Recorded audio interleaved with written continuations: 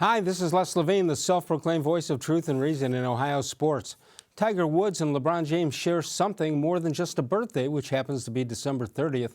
They're both a little behind in their attempts to become the GOAT, the greatest of all time. James is chasing Michael Jordan ever since he put on the number 23, and Tiger has been going after Jack Nicklaus ever since he was on the Mike Douglas show at the age of 2.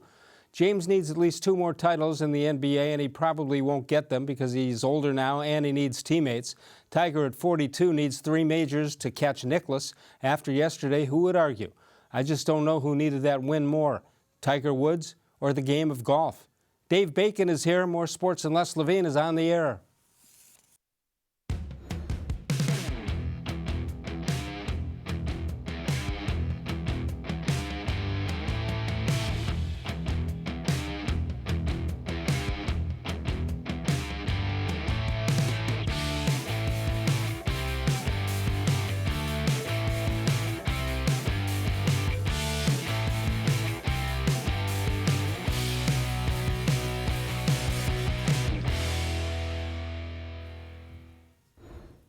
From the worldwide headquarters of More Sports and Les Levine, it's a Monday night. It's a brand new week. Good evening, everyone. Welcome once again to More Sports and Les Levine into our 23rd consecutive year, and of course seen exclusively on cleveland.com. Dave Bacon is here, and we got all kinds of stuff to talk about. I don't even know where to begin. We obviously want to get into the Indians situation, which is not good. Just a quick comment on Tiger Woods and what he did over the weekend. Unbelievable. You started to see it a little bit as second round, third round. And then when the tournament was there for the taking, you just knew he was going to go and get it, and he did. I had a chance to cover the Masters in 1994. No kidding. And it was Who awesome. won it that year? Bernard Langer won it. It was towards the end of his career, but a great event to cover. All right, great event to cover normally. Cleveland Indians, not so much this weekend. And Brad Miller made some news. Paul Heinz tried to almost apologize for reporting it. Sometimes you find out something and you say, you know, this is not going to be good. That's how it was with Heinze and Brad Miller. But he said, here you go. He says it was a tough trend as he was designated for assignment. But I'm just a player. I do go out there and play my hardest and play for the guys next to me. But obviously they don't want the best guys here. So I'm just trying to take it somewhere and see where we've got to go. I'm not sure what he meant by that. We'll talk about it, but here's what he did here. Left-handed hitting infielder, 9 for 40, 325 OBP, and 3 doubles, a homer, and 4 RBIs and 4 runs. Now, I think we'll admit that for $1 million, that's a good buy based on bringing up Jason Kipnis, who gets $13 million. I think we understand that. But what do you think he was referring to, and why did he do it? Well, I think you caught him at the end of a game when he had just found out that he was designated for assignment. That's what Paul kind of got into. Right. Normally they do that when nobody else is around and the guy can vent to the general manager or the assistant general manager or the manager. And this time they did it after a game when he was packing up and going one way and the team was going out to Seattle. So, you know, I think what he's referring to is of the mess that is the middle infield for the Indians, Moroff, Stamets, and Miller was probably the best of that bunch, and that's not saying a lot. No, but what he's not aware of maybe is the situation with options and who they can let go and monetary things like that. I mean, clearly he was the better of that group, which is not saying much, but he probably is not aware. The Indians have never been known as a unclassy organization when it comes to that. No, I've never heard it before. Not at all. And you know, the flip side of it is they're going to play Jason Kipnis at second base, and he's coming up, and you know, it's not like this guy. This guy's been in the big leagues. He's 29 years old. He's a .240 hitter in over 2,000 at-bats at the big league level. He should know the way the Indians have been in recent years. He could be right back up in a couple of weeks. And there's the injury situation is out there also. Right, and I get it. He's frustrated. He wanted to stay here. He didn't, you know, designated for assignment means he's probably going somewhere else. Yeah, well, this is the 4th team he's been with since spring training. So he was with the Dodgers for a little bit and a couple of other teams. 216-575-0403 is the number to call. Busy night. Sheldon Ocker, Hall of Fame sports writer from the Akron Beacon Journal, will join us a little bit later. Mike Masetta also will join us. Yesterday was bad all around. Number one, the pitching has been terrible. I thought they got too deep into the bullpen. Even if the Indians took it into extra innings, I don't know if they would have had anybody left. I think that's frustration by Francona, who went he matched up a little too early as far as I'm concerned. Well, you know, if your best pitched game when you have Kluber, Carrasco, and Jeffrey Rodriguez is by Jeffrey Rodriguez, and it's not even close. No, yeah, that's all you need to know. It's a bad series for the Indians. All right. Also, bad base running. Terrible play by Greg Allen. Yeah. And I heard the Matt Underwood and Rick Manning. Rick Manning's absolutely right. Unless you're absolutely sure, stay on second base. It was so close whether that tying run was going to score or not. In fact, when it first happened, I thought it did beat it. But you can't try to make an impression. I guess the word is, the discussion was he was trying to make an impression. No, the impression is get to second base and wait and see. The play is right in front of you. Well, here's the flip side of it. If Greg Allen can't run the bases very well, why is he in the big leagues? Yeah. I mean, he is 1 for 22. Yeah. So that's not good, is it? No. And he's supposed to be a guy that you bring in late to run the bases, to steal a base. Right. If you're messing that up, you're probably not going to be around much longer to do it a second or third time. And if you're trying to make an impression, you make an impression by making the right play. You don't make it by making a dumb play and compounding it. You make it by showing that you understand the situation and what needs to be done for the team. And he really didn't do that.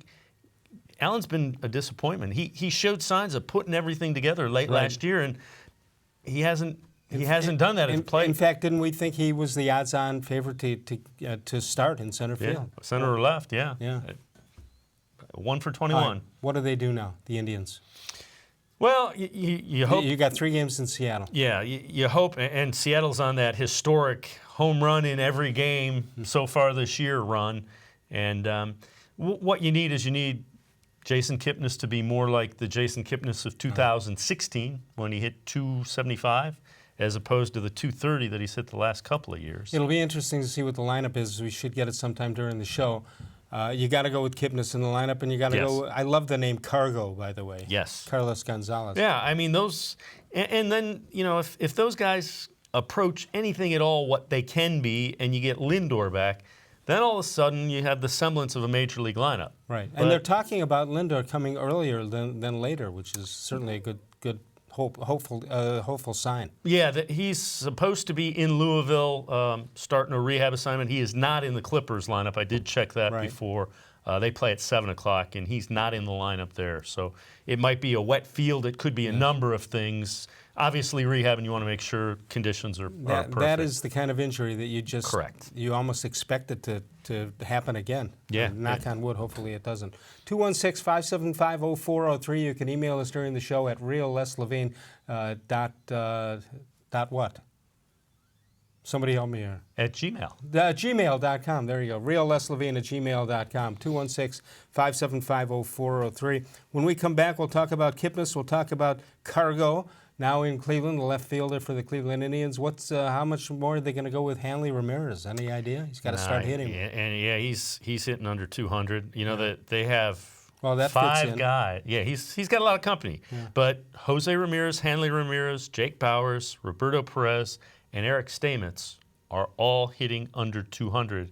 And those are 5 guys that have been in your lineup pretty regularly. You have some eligibility left for Eric Stamets, right? I feel bad for the guy. I do too. He's just overmatched. Yeah. I mean, they used to say you're getting beat by the game of baseball. He's getting beat by major league pitching. Whose fault is that? The Indians' front office fault for thinking he could? We watch the same things they do. Yeah. There are times when I say, and I know you say, how's that guy hit? What did they see in him? They must see something. Well, or maybe they don't. The one thing you heard was that he's a plus defensive shortstop. I haven't seen it. He's made some nice plays, but he's also made some plays that an average major league shortstop makes. He hasn't made. Exactly. When we come back, we can go to Facebook. You can go to facebook.com with new content posted each and every day. If you make a comment and it fits right into what we ask you, we'll put you on. You'll see your picture. You'll see what you said posted to the world here on cleveland.com. We'll take a break. When we come back, Mike Macetta from Nature's Stone joins us. We'll find out what Mike is thinking and what you're thinking. More sports and less Levine continues in a moment, exclusively on cleveland.com.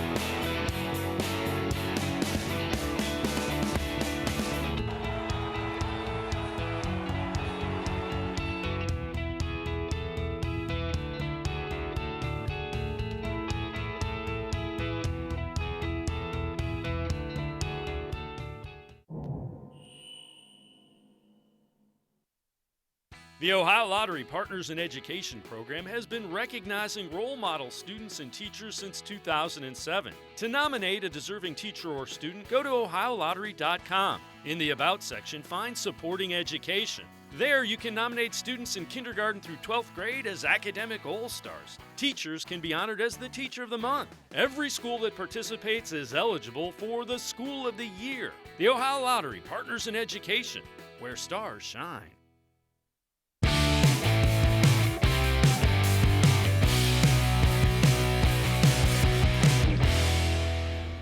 Birthdays for today. This is not a good birthday day, Dave. No, it is not. Alice in Wonderland, 1947. Anthony Miller. Milton Bradley, seen on the left. Looks like he can hit, doesn't he? The ball's by him already. He hits equally bad, righty and lefty. Antonio Cromartie and Aaron Laffey. Remember him? Yes. Wow.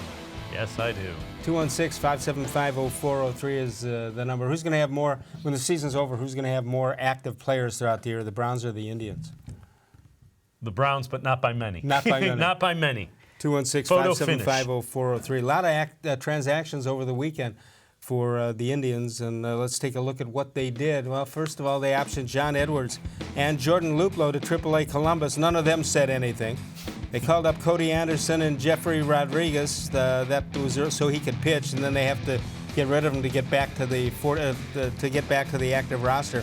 On April 14th, they optioned Jeffrey Rodriguez to AAA Columbus, selected the contract of Carlos Gonzalez, that's Cargo, and designated Brad Miller for assignment. Kipnis AAA stats: 6 games, 3 for 22, 208 OBP, couple of doubles, couple of RBIs, 6 strikeouts. That's not good. And 2 walks while he was in AAA ball. 3 hits, 2 of them were doubles. The one thing that well, that's a good sign. Yeah, and in talking to some of the folks that call the game down there, the play-by-play guy said, best sign that he saw was he was diving around making plays defensively, which that's a good sign. That's a sign that you're feeling pretty good. You're feeling pretty good, and you're making natural moves to the ball. Correct. Instead of calculating what you're going to do if you dive. That's just an instinctive play. Yep. And that's good to hear. Where do you put him in the lineup? I mean, probably 5th or 6th. I don't think I bat him leadoff. No. Well, when Lindor comes, I think he'd be 2nd, I would think, and move Ramírez to 3rd. Yeah, although Ramírez is not hitting well, which is a whole nother issue. But what do you think that is? You think that's time? He just had a good 2 years and that's it? I don't know if people have adjusted to him and he's not. The initial series, it looked like he was really shaken by the shift that they put on and just didn't know what to do. He tried to bunt a couple of times, and it's like, don't bunt. I mean, on this team, you need to drive the ball. Bunting may be the right thing, but when you see him bunt, you say, no, you don't want to do that. How does a guy like that not know how to bunt? That could have been his way to the major leagues. Well, he started driving the ball, and then you know, as you start hitting the ball and hitting extra base hits, nobody wants you to bunt. But I agree with you. You would think that would be something you would work on. There's rounds of batting practice where normally you bunt, you try to hit the ball the other way, you try to pull the ball. And if you do it and do it successfully, they'll move their people over, give you more room to shoot it through the hole somewhere. Yeah. I just don't understand. I know the argument that, well, they never had a bunt when they were, American players. They never had a bunt because they were the best players are always batting third or fourth. In the Dominican or Puerto Rico, you would think that they're teaching them to get on base any way they can.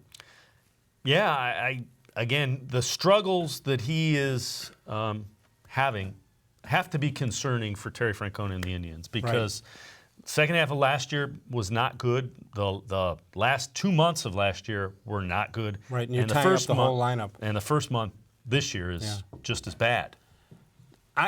Somebody told me he's fouling the ball off his body, his knee, his foot, his ankle, because he's uppercutting everything. Does that mean anything? It could be. Well, the whole sabermetrics now is launch angle. So if you're making contact, you want to be a slight uppercut that drives the ball up in the air, and that, in theory, brings power and home runs.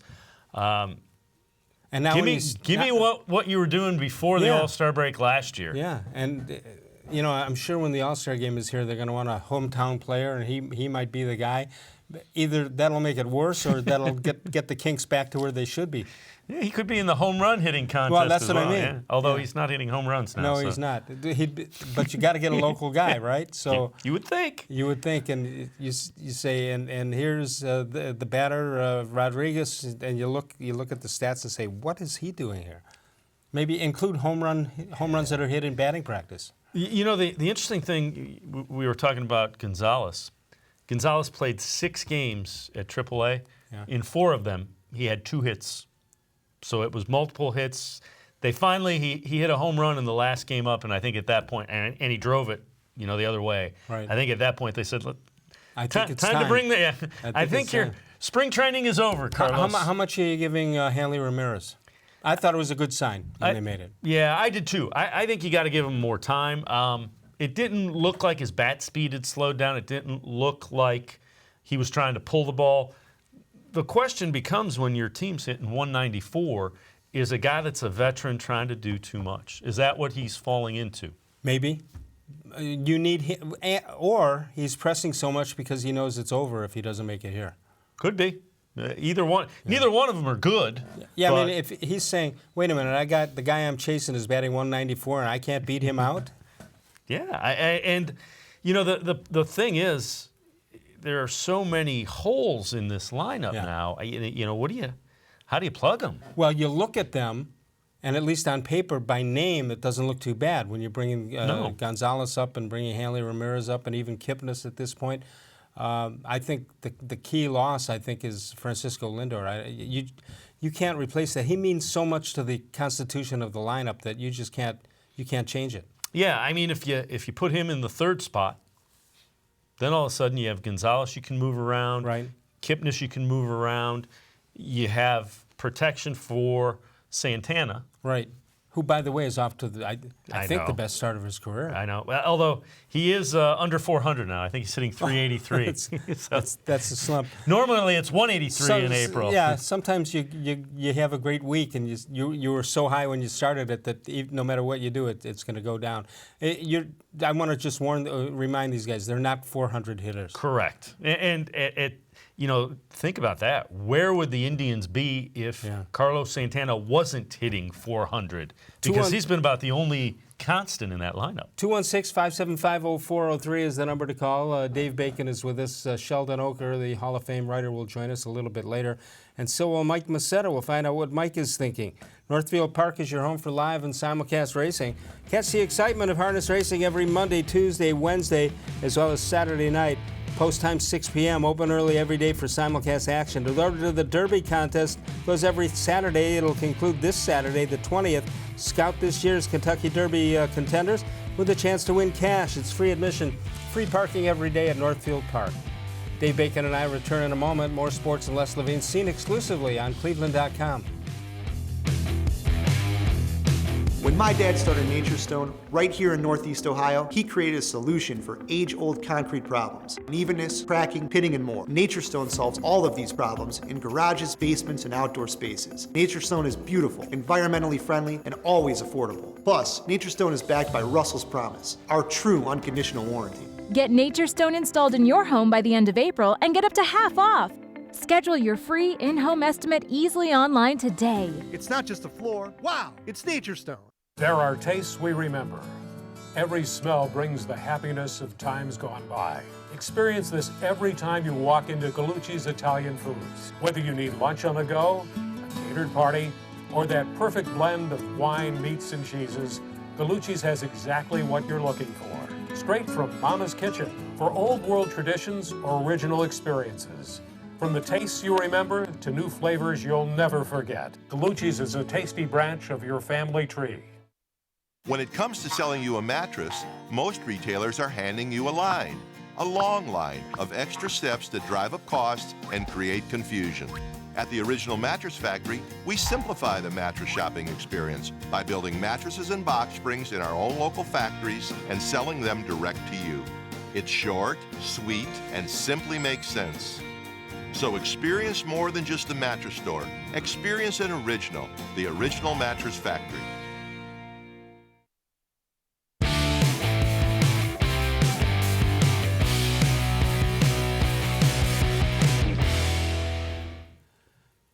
Dave, you're the baseball guy around this building. How come the bad hop is always the last one? You hit a ground ball with 5 hops. The second one is never the bad one. Because you're never ready for it. The ball always finds the person that is not ready for it. It always finds, the ball will find you. 216-575-0403. Well, let's bring in a guy. The three of us together can hit better than the Indians are hitting right now. Mike Masetta from Nature Stone. Wow, it's Nature Stone. Hello, Mike. Hello, Les. How are you doing tonight? I'm doing well. Say hi to Dave Bacon. Hey, Dave. How are you? I'm good. How are you, Mike? All right, we're trying to Doing well, figure Dave. this out. Apparently, if you have 5 guys who hit below 200, that's not a good thing. Is that your knowledge from watching baseball? Yeah, that's many years of watching baseball and learning from my grandfather. That's pretty much what I got from it. Yeah. You don't want 5 guys hitting below 200 in your lineup. I know, Dave. I know you were a softball player. Mike's grandfather, Yaya Masetta, one of the greats of all time in Cleveland. I don't know if you know the name from the Morgana days. All right, Mike. What do the Indians do? They're trying everything. It appears that Kipnis will be back in the lineup. He makes 4 times what Miller made, and Miller left and is not happy about it. But you got to go with Kipnis, don't you? Oh, you have to. You have to. I mean, he's been here a long time. You know, he's got a career. That he's done real well with. He's been an all-star, and he's a Francona guy. So you got to do that. But I will say this though. It wasn't so much the hitting that was the reason why they lost all 3 games in that series. The starting pitching was awful.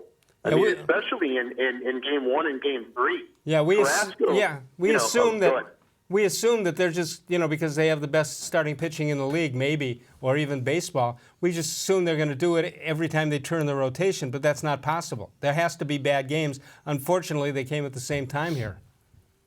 Yeah, and you got to be able to hit your way through those sometimes in order to keep from getting swept in series or picking up 2 out of 3 and things like that.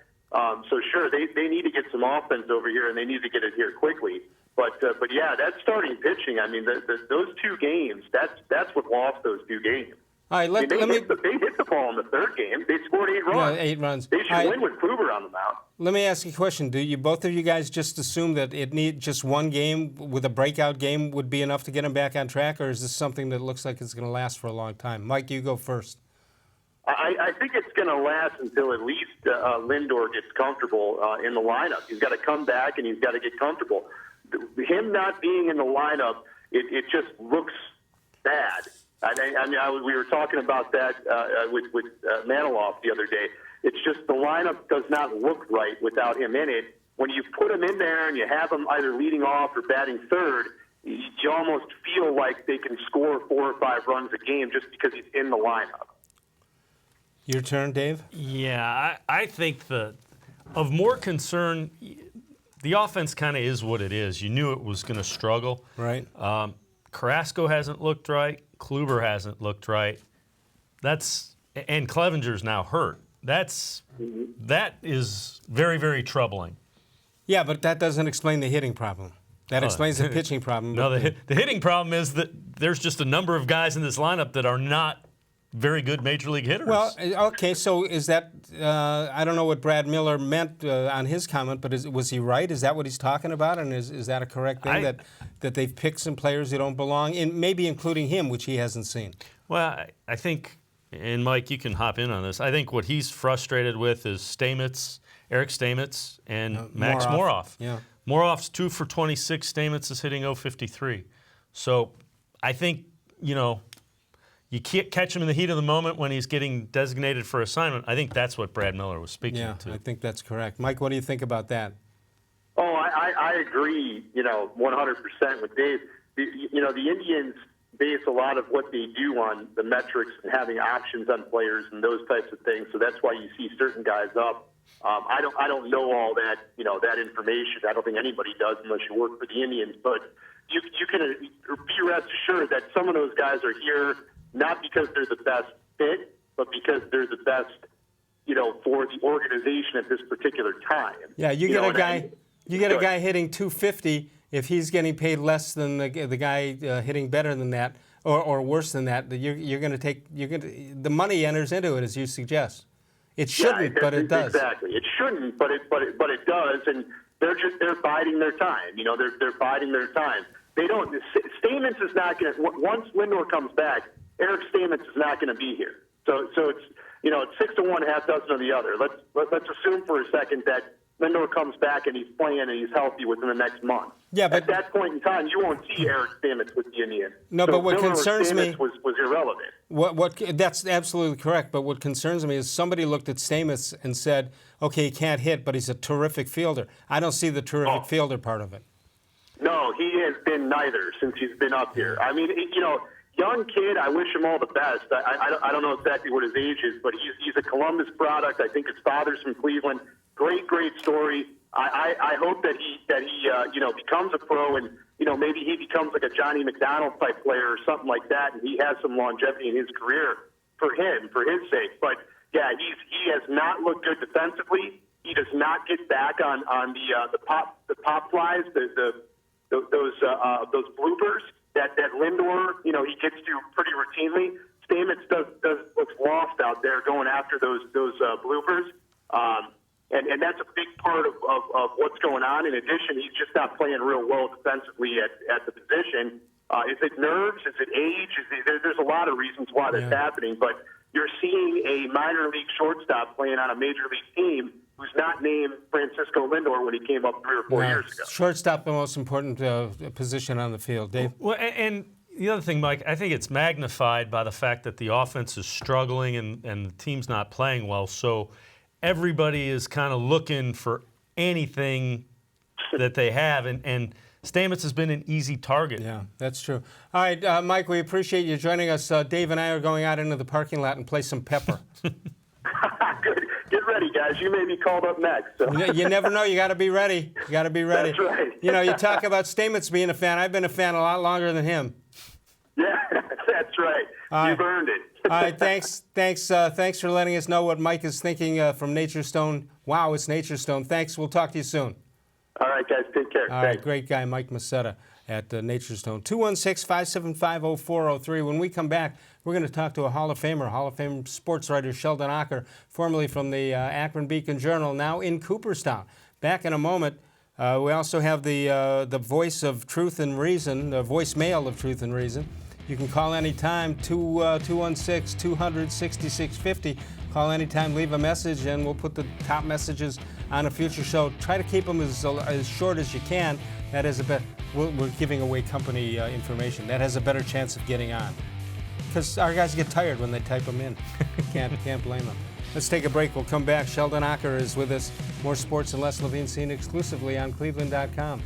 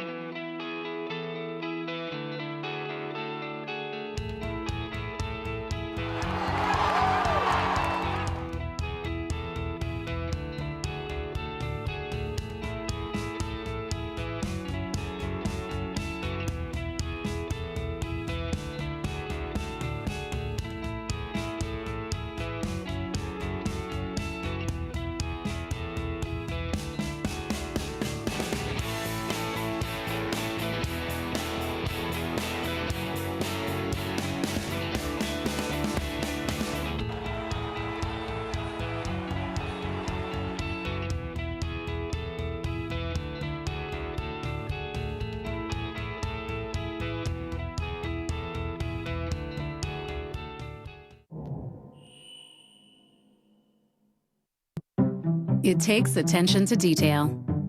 With your local Bryant dealer, you're getting more than just a technician. You're getting someone who pays attention to your needs and the little things that make a big difference. It takes a dealer you can rely on.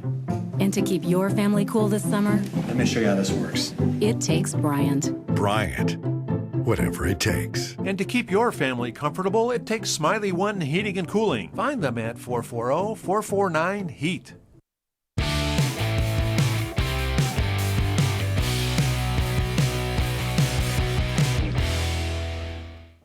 Les Levine for Smiley One Heating and Cooling. Time to get that air conditioner checked. I had mine done. If it's time for a new air conditioner, you can't beat the odds at Smiley One. They're a great offer right now on Bryant Cooling Systems. Today in sports history, April 15th, 1947, Jackie Robinson makes his major league debut in Brooklyn, becoming the first African-American player to play in the Major League Baseball, and he went 0 for 3 on that day. I think he got a little bit better, though, than 0 for 3. Yeah. Another, well, there's one Hall of Famer. Let's say hi to another one, Sheldon Ocker, formerly of the Beacon Journal, and now moved his residence to Cooperstown so we can look at his plaque more often. Hi, Shelley. Hi, Les. How you doing? Hey, right. one thing about Jackie Robinson making his debut on April 15th. That was opening day back then, April 15th. Yeah, 2.5 weeks after it is right now. Sheldon, we've got Dave Bacon with us. And we're going to grill you a little bit here, okay? That's fine. I need grilling. All right, we're going to grill you right now. Sheldon, you tweeted, you came into the 21st century here, and you tweeted that maybe Corey Kluber is still hurt. What are you thinking on that? Well, I've been saying that for months because, well, let me do a disclaimer here. Obviously, I'm not a doctor, and I don't have any inside information on this. But usually, when somebody has an injury for the Indians, they're pretty forthcoming, and they tell you exactly what the injury is. In this case, they only said Kluber had a knee injury. And they said the treatment was a gel injection. Well, from my knowledge, and I know this from not just from baseball, but from normal people having gel injections, you use that gel to cushion cartilage that's rubbing up against the bone, right, in your knee, and it's also to cut the pain down. Well, that's why it cuts the pain down. It because you don't have, instead of the bone rubbing against bone, you have the gel in between, and so sometimes it works better than others, and it's not a cure of anything. You have to.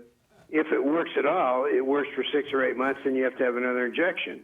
And then, 6, 8 months later, you have to have another injection. And if that's the reason Kluber's having injections, my supposition is that some days he has good days, some days he has bad days, and that his injury has not been repaired. It's just been managed. And he and the Indians think they can manage it. And, maybe they can, maybe they can't. Shelley, you make it so simple. That's pretty obvious to even people who don't play doctors anywhere. Well, that's why it's simple, because I'm not a doctor. Hey, Sheldon, we saw the numbers when you were talking about Kluber. 10 walks, 19 innings. All of last year, he had 34 walks in 215 innings. Does that kind of play into with what you're thinking as far as? Well, if his knee hurts at times, and I'm assuming sometimes it does, sometimes it doesn't. When it does hurt him, he's going to change his mechanics. Can't help it. Yep. And he changed your mechanics. It's going to throw him off. His command is going to be different. Maybe the break on his slider is going to be different. There's all kinds of things. As soon as you throw in the injury factor, then you're changing the way the guy delivers the ball. And it's not the injury that makes him walk guys. It's the injury changing his mechanics because his knee hurts at times. We're talking to Sheldon Ocker, former Beacon Journal beat reporter for the Indians, who was inducted into baseball's Writers' Wing of the Hall of Fame in Cooperstown. It never fails to feel good to hear that, right? I'm guessing, right, Shelley? It doesn't, well, I don't take compliments well because I haven't had many. So it's hard to get used to that one. All right, let me ask you another question. In all the years of covering the Indians, have you ever seen a sign-off like the Brad Miller situation where he sort of ripped the Indians on the way out the door? Well, one time years ago, the Indians, and I can't even remember who it was, some kid who was up for like 3 days or 6 days, and they sent him back down, and he ripped the Indians, and I remember writing it, and I remember I was kind of sorry I wrote it because he was really raw. I mean, he hadn't had any experience in the big leagues, and he was young, and probably 3 days later, he was sorry he said what he said, but he did the same thing. Now, Miller's not in that situation. He's been around for a while. Yeah. Well, Heinze wrote basically the same. What he said was kind of stupid, and that it was for $200,000 or whatever. That's not it. The problem is that he's not a real utility player, and he certainly isn't an everyday player, so they sent him down. Right. Heinze sort of felt the same way. He didn't want to write it, but again, Miller is a veteran and had to know what the consequences would be. Yeah, it's totally different than the kid that I wrote about, and that I was kind of sorry I did it, but it is what I it guess is. even a kid has to be responsible for what he says. All right, help us out here. The Indians, they brought Gonzalez up a couple of days ago. He's in the lineup. Kipnis will be in the lineup tonight. What I know usually you say you got to see 40 games before you have an idea. How many games? I think we have to see 162 this year, the way this thing's going. What are you seeing and what are you not seeing? Well, I don't think you have to see 40 games of guys who have track records of 4 to 8 years. I don't see that you have to do that with those kind of guys. I mean, if they had a bunch of kids playing, rookies, first, second year guys, that would be a different story. But we know that some of these guys just can't hit, and they knew that when they brought them to camp as non-roster players. They knew there was a risk with every one of these guys. What's Gonzalez's nickname? What's his nickname? Cargo. I love that name, Cargo. Whatever it is. But now at Colorado, he hit very well in Coors Field.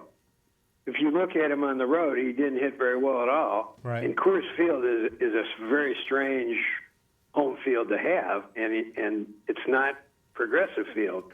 So I don't know what to make of that, whether that's a cautionary thing that he's not going to hit like he did in Coors Field, or maybe he will. Maybe it's just because he was at home. Who knows? But he has to be some improvement on what they've had so far. Last time I checked, Coors Field is not a place where American League teams play, so that's a problem. Well, yeah, it's kind of hard to relate to that. But, they made no honest effort to get the kind of players they need to put them over the top. Yeah. And this is not the front office's problem. It's not their fault. This is an owner's problem. And, it's no secret when Paul Dolan said, well, we're not going to spend $300 million for a player, and that you better enjoy Francisco Lindor now. This is nothing new. He's been saying this for years. I don't know why everybody jumped on it this time. Well, I don't think anybody would figure they're going to give 20 years. I don't think anybody would figure they're going to give anybody $400 million. You're right. Well, I wouldn't give anybody $400 million either. But the problem is they won't even give anybody $60 million or $50 million. I mean, they could have signed Michael Brandt. Or, well, I shouldn't say they. Most normal teams, even the smallest market of teams, could sign Michael Brantley for 3 years for what he got.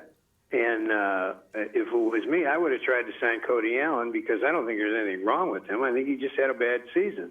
But and how do you trade a guy like Gomes because he's making $7 million? Yeah. And then you look what you have in return, Plawecki and Lopez, or the catching situation. Perez. I'm sorry, Perez. That didn't leave him in good shape when they lost Gomes. No, and the one thing that Paul Dolan is going back on his word, so to speak, is he always used to say that when it comes time to spend money, when we have a contending team and we have a chance to go all the way, then I'll spend the money. Well, this is that year, and he's doing the opposite. Not only is he not spending money, he's going backwards. Yeah. So, and I don't think he can help it. I mean, the Dolan family is not worth billions of dollars, at least not the Dolans in Cleveland. Yeah, but baseball's making money, Shelley. You know that. Well, no, baseball's making money, and I read the thing in the listing in Forbes that the team's worth $1.2 billion. And right. Usually Forbes is kind of conservative on those things, and of course you never know till you try to sell it. I mean, they're making an educated guess. Right. But when the Dodgers a few years ago were sold for $2.1 billion, Forbes had their value listed at about 1.2. So if they're wrong, they're probably wrong on the conservative side. Right. Now, some of the numbers they don't know what the Indians' revenue is. They know what the national TV revenue is. They can estimate the gate receipts, sort of, but when you discount tickets and stuff, they don't know what that's going to do to their numbers. Right. I don't know if they know what the local TV and radio contracts are. So their numbers are not to be taken for gospel. But if they're close, they had the Indians making money. Paul said they lost money. They had them making $16 million pre-tax profit. They're also, it was interesting, their value of the team is 25th, but they were 16th in revenue. So that's not bad. If they're in the middle of the pack in revenue, yep. They should be able to spend more money, and especially if they had a minority owner come in here. And now I don't know what he paid for his share of the Indians, but I know Dolan wanted to sell about 30% of it. The 30% of it was, at that couple of years ago, was worth about $250 or $300 million. Now, I don't know if he got that much, but even if he got anything near that, they ought to be able to spend more money than they have. Shelley, thanks so much for joining us. We're going to bring you up to our new studio as soon as we can, and we'll talk baseball some more. You're terrific, and we appreciate it. Thanks, Les. Take it easy. Sheldon Ocker from the Akron Beacon Journal and Cooperstown. Pretty knowledgeable guy. Absolutely. Yeah, let's take a break. We'll come on back. We'll talk some football. We'll talk some quarterbacks. We have to talk quarterbacks because that's what we do in Cleveland, even if we have one. Let's take a break. We'll come back in a moment. We also have Sokolowski's University in. No place better than that, 11 to 3, Monday through Friday for lunch. Then dinner on Friday and Saturday nights. The winner of the James Beard Foundation Award, and that's one of 5 restaurants in the country get that award each and every year. Mike and Bernie Sokolowski. The city's oldest family-owned and operated restaurant, nothing better. Best view in downtown Cleveland, best food for lunch, plenty of free parking. And we'll come back with Dave Bacon. Thanks to Sheldon Ocker. Thanks to Mike Macetta. We'll take your calls at 216-575-0403. More sports and less Levine, exclusively on cleveland.com. The concrete in your garage is uneven, cracked, pitted, and just plain ugly. Transform your garage into a welcoming entryway with Nature Stone flooring. Nature Stone corrects uneven concrete so you don't have to worry about tripping or slipping. Plus, Nature Stone is backed by Russell's Promise, our true unconditional warranty. Get Nature Stone installed in your home by the end of April and get up to half off. Schedule your free in-home estimate easily online today. It's not just a floor. Wow, it's Nature Stone. When it comes to selling you a mattress, most retailers are handing you a line. A long line of extra steps that drive up costs and create confusion. At the Original Mattress Factory, we simplify the mattress shopping experience by building mattresses and box springs in our own local factories and selling them direct to you. It's short, sweet, and simply makes sense. So experience more than just the mattress store. Experience an original, the Original Mattress Factory.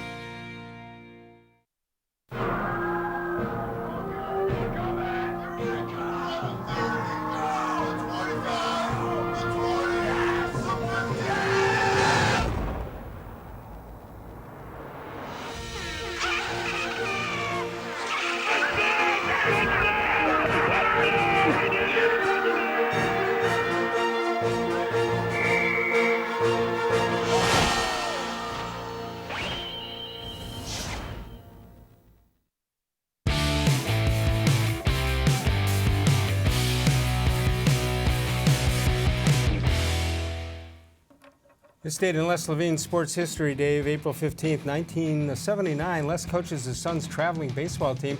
When he sees the lineup, he wants the league to change the name of the position to designated hitter instead of designated batter instead of designated hitter. You know what I'm saying here? I know exactly what you're saying. Hit the ball, darn it. 216-575-0403 is the number to call. We have to talk quarterbacks, don't we? Even though we have, is it fair to say we have a top 10 quarterback right now? We think? Hopefully. Hopefully. If he's not, we got a problem. Yes. It's a short sample size, but early indications look good. Yeah. All right, so we have the question of the day on Facebook. Who do you want to see as a backup quarterback? These are all possibilities. How about Colin Kaepernick? How about Josh McCown? Would you want Drew Stanton to come back? Or would you like them to draft a rookie, although in the position the Browns are in, it doesn't seem like there is one. Let's take a look at what people have said here on responding to this question. Greg Mees says Drew Stanton is a good backup and then draft a rookie to be groomed for the future. Glenn Berger says Drew Stanton, he appeared to fill the backup role last season quite well, so let's bring him back. Plus he has a record of 11 wins and 6 losses as a starter in the NFL. Mary Kay Reese says draft Haskins out of Ohio State. He's not going to be available where they draft. Pete Shane, Josh McCown, as long as he doesn't try to helicopter into that end zone again. Gerard Morelli, Drew Stanton at 2, and the guy they signed from the defunct league at 3. How'd you like that on your resume? I played in the defunct league. Garrett Gilbert. Then we have Rick May. Bring back Josh McCown, a great teacher, and later he can use this experience as a future quarterbacks coach either here or somewhere else. Tom Ferris says Josh McCown is my choice. Maybe draft a rookie who can develop as a third stringer, but not somebody that takes over should Mayfield go down with an injury. And Doug, I can't even guess what the last name is. None of the above. He doesn't like anybody. Who do you like? McCown, probably. Me too. There's Kaepernick. Kaepernick hasn't played since 16, right? Yeah. Less than 60% completions. Although it seems to me he would fit into this offense pretty well. Yeah, he's very similar out of the pocket kind of guy, yeah. Well, here's McCown, who played with the Browns for a year last season. As a starter was 2017, a 67% completion ratio, 2,900 yards, 18 touchdowns, and 9 interceptions. I like that 2-to-1 for quarterbacks. Yeah. There's Stanton. And there's Stanton, who actually didn't play last year, right? As the Not backup, at all. never got in. And that was my... If you need a guy that is going to come in and win a game or two, Stanton might be fine. Right. If it's going to be an extended period, I don't know that you want... If you think you're a playoff team, I don't know that you want to rely on Drew Stanton to win games. On the other hand, let's be honest. If you lose your number one quarterback, you're not going to be making the playoffs. If it's an extended... You're talking about 3-4 games. You can't expect the backup quarterback to come in and win those games. I don't know. It depends. I mean, if it was McCown, would you feel reasonably look at what you have around? Look at what the offense has around the quarterback. So totally different than it was last time he was here. On the other hand, with his lack of mobility, no, his lack of sometimes thinking, like helicoptering in. Yeah. How soon will he? You need a third string quarterback. Yeah. No. Although he's a terrific. You talk about guys off the field. Sometimes they aren't truthful in what they tell you. This guy's a legitimate off-the-field guy. He couldn't have been more of a stand-up guy when he was here. Right. This time Let's check out what the voicemail of Truth and Reason had to say. You can phone us in and give us your opinions 24 hours a day. Let's listen into the number one. Sir, my name's Colonel Alan Floyd, Army retired, lifelong Browns fan. Reason for call, so much is being talked about the improvements to the defense and the offense, but no one ever seems to talk about the offensive line.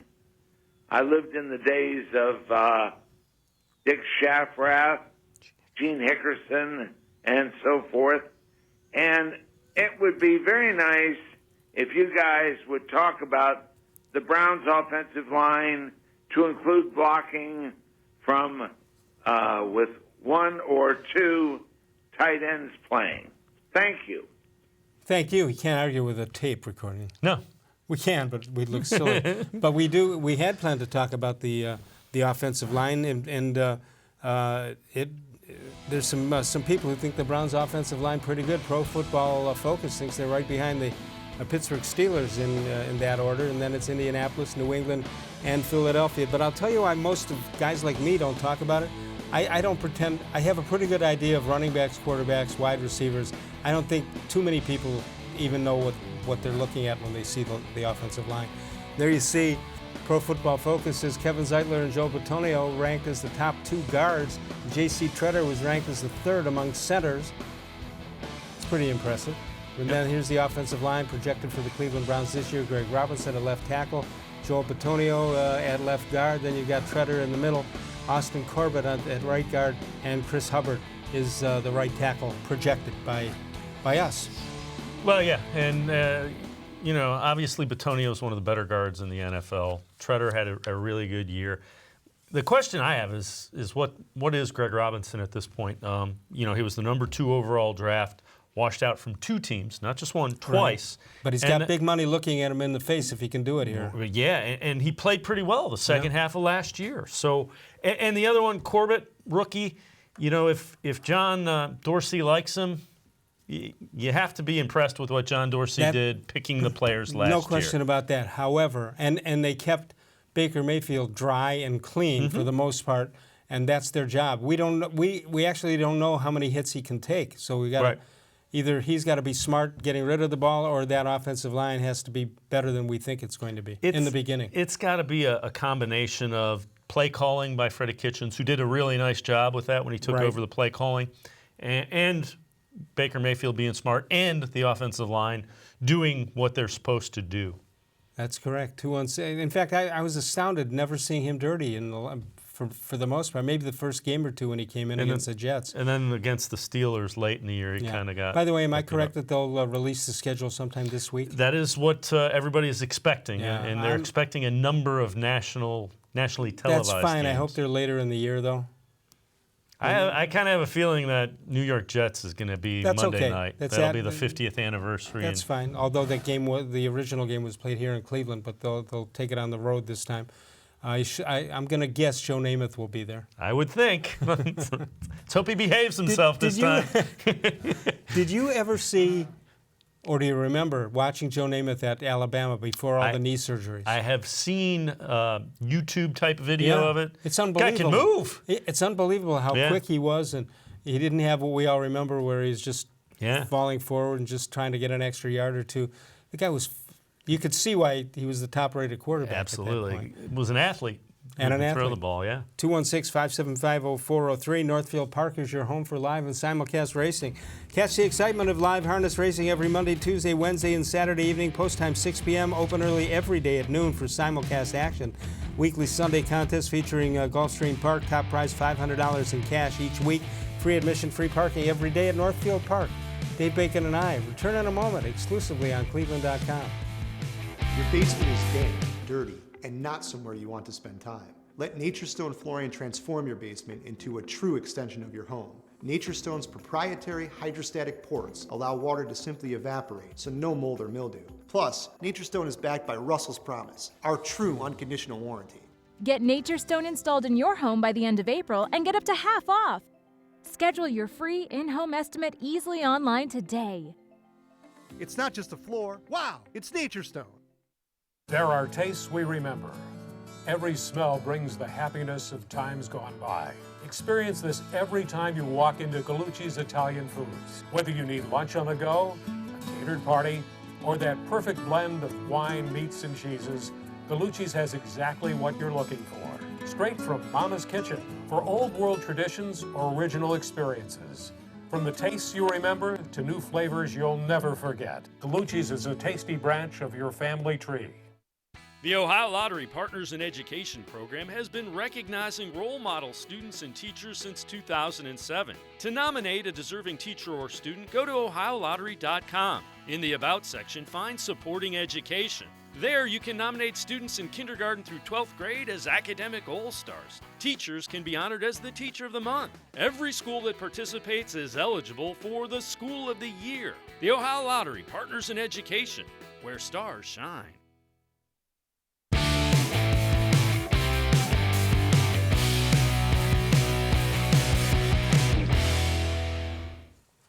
Bud Shaw tomorrow night from WKYC.com. You see us live 6 to 7 Eastern Time.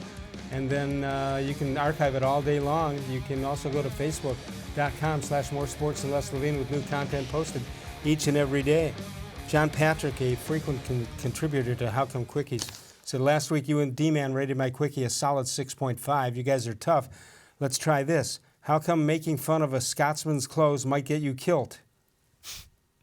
That's good. That's good. How come I didn't think my new orthopedic shoes would help, but I stand corrected? That's even better. What do you give him? I'm giving him an 8.5.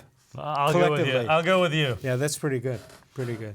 Mr. Gullible checks in. Mr. Gullible, haven't heard from him in a while. He says, how come when Terry Francona wants his catcher to have a meeting on the mound with his closer, he says, talk to the hand? Wow. I don't that could write almost be that could be a How Come Quickie. Yeah, I don't write them. I just read them. All right, we had Sheldon Ocker on, who's terrific. He's got that cynical voice. There's some part of it that you know he's going to jab you somewhere along the line, but he's terrific. Yeah. And did you object to anything he said? No, not at all. Years have taught him that. Yeah. Okay. So, Indians are out in Seattle starting tonight. You got you got Trevor Bauer going, and again, if he doesn't make it through 5 or 6, you're looking at 2 times each for the big 3 in Carrasco, Kluber, and Trevor Bauer. If he doesn't do it, is there extra pressure on him? I don't think pressure gets to him. I don't think he really bothers him one way or another. Here's a guy who used the drone and the ALCS. Right, and I think they came into this season with all the injuries thinking, let's keep our head above water, and they've done that. You know, they're still above 500. Let's see until Lindor gets back. Let's see what the lineup looks like with Lindor, Kipnis, and Gonzalez in it. It looks a lot better. Now the question is, can Gonzalez hit like he did a couple years ago? And Sheldon brought up an interesting point, and I knew that. The splits for him, home and road, aren't good. Right. Yeah. However, it gives an opposing pitcher, if he looks down the lineup, it doesn't give him, even though everybody's struggling, it doesn't really give him automatic outs. No, not at all. Yeah. All right, that'll do it for us. Great job by Dave Bacon coming in. Tomorrow night, it'll be Bud Shaw. Oh, let's go to the Provoker. Why would we not want to talk to him for a minute or two? Go ahead, Provoker. Go ahead. Provoker, are you there? Now, this is his way of provoking us by not. He's there, but he's not there. Well, see, he thought we were dumping on him. So we can put him on hold, and he can call me at 10:30 tonight if he'd like to do that, or I can send him my voicemail, or I can give him my phone number, my cell phone. All right, that'll do it for us. Thanks to Dave Bacon. Thanks to you for watching. We'll do it again tomorrow night. Of all the shows I've ever done, this was the most recent.